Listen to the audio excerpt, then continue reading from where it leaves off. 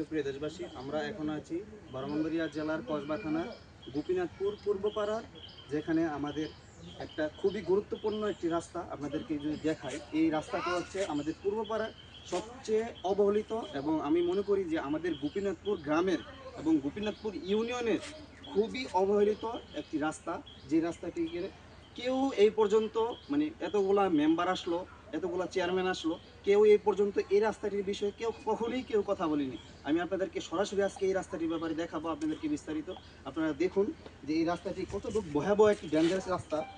এই যে রাস্তাটা পানি আসার পরে এই রাস্তা দিয়ে এখান দিয়ে রাস্তার উপর দিয়ে পানিটা যায়, তো যাওয়ার পরে এই যে মাটিটা, এটা মাটি হচ্ছে পিচ্ছিল মাটি।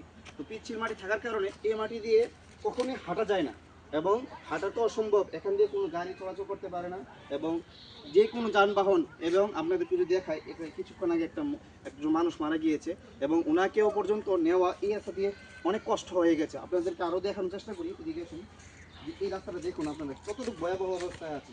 যে এদিকে একটা গাঁথা আছে, যদি এদিকে কোনো কারণে গাড়িটা পিছলাইয়া যায় তাহলে এই গাঁথা গর্তের মধ্যে পড়ে যাবে। এই যে দেখুন বড়, বিশাল বড় একটি গর্ত। যদি আপনারা একবার দেখেন এখান থেকে যদি গাড়িটা আসে এদিক দিয়ে, তো একদমই নিচে পড়ে যাবে। অনেক দুর্ঘটনা হয়েছে এই জায়গা দিয়ে। এই রাস্তাটি হাজার হাজার মানুষ এখানে দিয়ে ব্যবহার করে।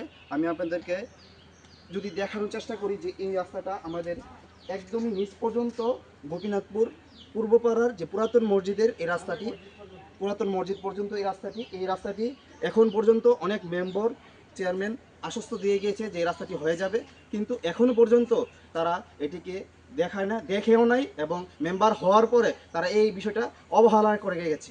আমরা সামনে যেহেতু নির্বাচন আছে, যারা মেম্বার পদপ্রার্থী আছেন, যারা চেয়ারম্যানের পদপ্রার্থী আছেন, তাদেরকে এই রাস্তাটি আমাদের গোপীনাথপুর পূর্বপাড়ার সবচেয়ে সক্রিয় এই রাস্তাটি বিষয়ে আপনাদেরকে দেখার জন্য বিশেষভাবে অনুরোধ করব। আর ভিডিওটি আমাদের পূর্বপাড়া যারা আছেন, যারা গোপীনাথপুরে আছেন, ভিডিওটি শেয়ার করে দিবেন।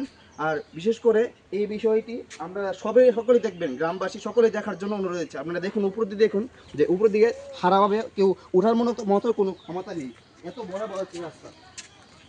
তো আমি সকলকে এই বিষয়টি দৃষ্টি আকর্ষণ করবো। যদি দেখুন আপনারা সামনে আসুন, আমি দেখাই আপনাদেরকে।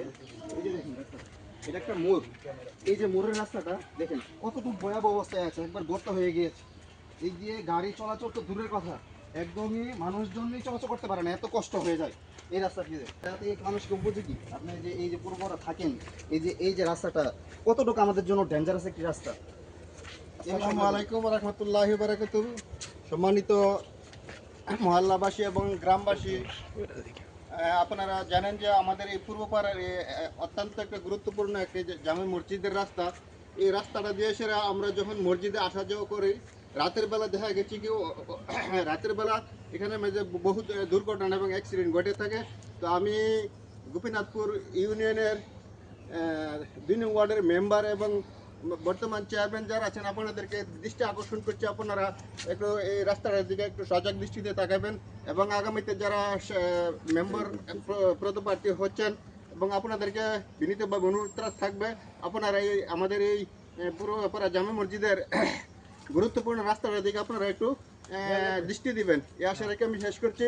সবাই ভালো থাকবেন। আসসালামু আলাইকুম। ঠিক আছে। তো সকলকে আমি অসংখ্য ধন্যবাদ জানাবো এবং ভিডিওটি শেয়ার করে দেওয়ার জন্য বিশেষভাবে অনুরোধ করব। দেখুন আপনারা এই যে রাস্তাটা, আমি যে বলতেছি যে রাস্তাটার বিষয়ে যে কতটুকু ডেঞ্জারাস রাস্তা, একবার সম্পূর্ণ ডাউন এবং রাস্তাটা খুবই ভয়াবহ একটি রাস্তা।